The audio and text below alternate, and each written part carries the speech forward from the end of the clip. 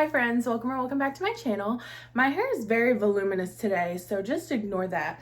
But today we're gonna test the Granny All-in-One Flower Power yarn, and I also have some of the All-in-One Granny Square yarn. I'm sure you've probably seen this before. When Joann was closing, I bought a lot of it because it was super cheap and I hadn't tried it yet.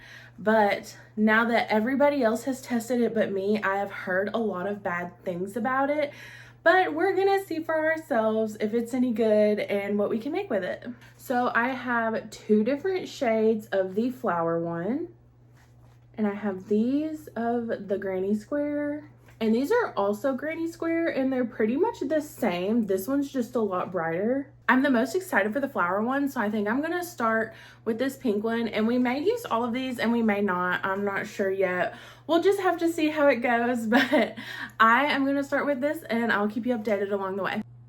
Okay, so I'm on the first one and I am following the pattern that's on the inside of the wrapper, and I have pulled this out about 5 times and reworked it.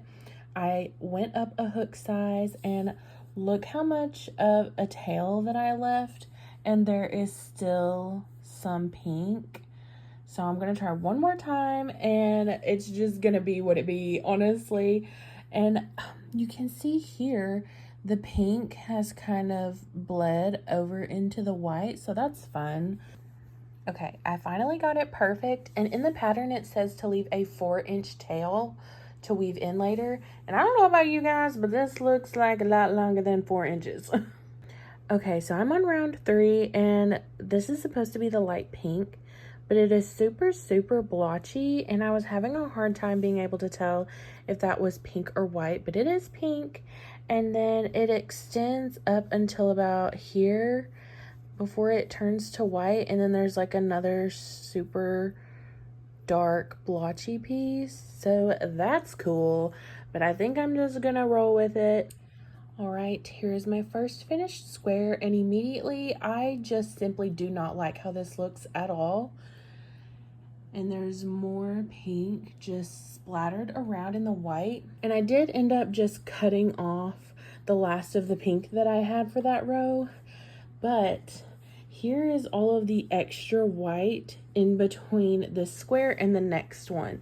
And that just really feels like a huge waste to me, just having to cut that off and move on.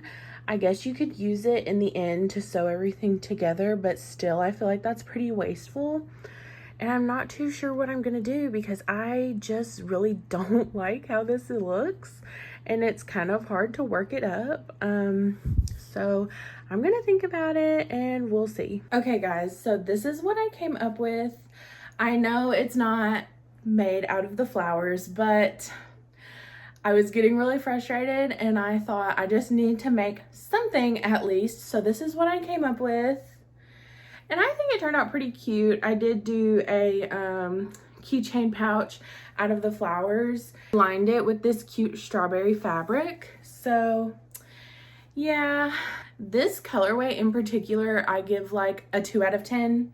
The yarn was just bad, honestly, with all of the patches and inconsistent amounts of each yarn. And the fact that the pink and the white while crocheting is so similar, it's kind of hard to see where it starts and stops, but I think this is cute. I'm pretty happy with this. I like the little pouch. I do still have 1.5 skeins of this, but I honestly don't think I'm ever gonna use them. Okay, now I'm gonna start on a Granny Square skein. I'm gonna use this really pretty green and blue one, and I think I'm just gonna work up all of the squares as long as it goes well, and we'll decide what to make with it later. I don't think I could have got this one more perfect if I tried. Okay, so the first row ended up perfect. The second row has bled over into the third row, as you can see. And now that I'm to the end of the third row, there's still some dark green going into the light green. And I've already sized up my hook. I've kept my tension kind of loose. I've followed the instructions. So I don't really know what their thought process was behind this or what they expect us to do about that, because cutting it off and tying on the new color seems very counterproductive for what this is, because you're just supposed to be able to work it up without doing that. That seems like the whole point of this, so I'm not sure what to do here. I guess just keep going and hope it straightens itself out eventually, but that is kind of peeving me off. Okay, here she is done, and I'm so confused because there was not enough of this cream color. It started off with green, and now the slip stitch is blue. So when I cut this off and leave a tail for sewing, it's going to be blue. So that's kind of crazy. I do really like these colors though, and I'm not trying to be a hater or anything, but it's just kind of a pet peeve of mine how all of this is so inconsistent right here, just because I know I can do it so much better in a different way. But I do understand how this is supposed to be convenient. Okay, here's the second one, and this one messed up in the lighter blue. The chain underneath these stitches is all that same blue when they're supposed to be the dark. And then the dark blue for the next square ended up coming over into the last row of this one. And I'm also starting to find a lot of different color blotches throughout, like in the pink and white flower one. But overall, this one's not as bad as the flower one, so I think I'm gonna keep working up all these squares until the skein is done.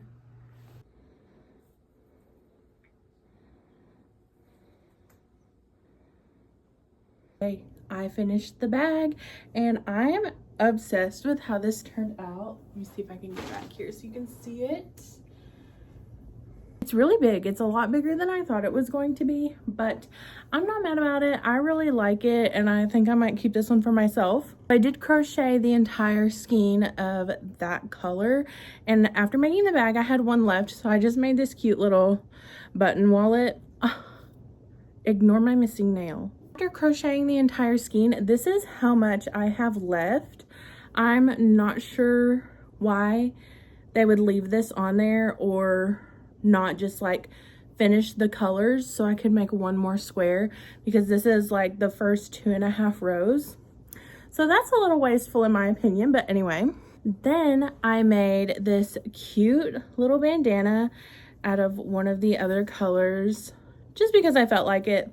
I don't know, I thought it would be cute. So, and I did have 2 skeins of that color, so I did start making squares for that, and I have done 1, 2, 3, 5 so far, just so you could see how they work up. And this one I would say is a lot better as far as like, my cat is grabbing the yarn. As far as like the random splotches of color, as you can probably see, there's a lot of black in the yellow, but other than that, these were a lot better, except when it comes to like the length of each color, if that makes sense. I didn't tie off the ends on this one just so you could see how much is left. And because of that, on these I did end up cutting off the yarn and tying on the next color just because there's so much. So from the 4 other squares, this is how much yarn ends I cut off. That just honestly seems really crazy to me and super wasteful, just because I know that if I were to tie on new colors after every row like a normal granny square, I would not have nearly that much waste. So overall, I think that it was a good idea, just maybe not the best execution. I won't let these go to waste. I will use these as plushie stuffing or something. Would I purchase any more of it? No. What I got from Joann's when it was closing, so I only paid like maybe $2 a skein for it. But to purchase them brand new from Michael's now, I wouldn't, because they're like, I want to say $7.99 a piece. And just from all of the extra steps and the wasted yarn, I would just rather tie on new colors every row anyway, because then I would be guaranteed to have clean colors and not splotchy colors. So yeah, if you have used this yarn before, let me know what your thoughts are. Hopefully I wasn't too harsh, but yeah, I hope you have a lovely day, and I'll see you in the next video. Bye!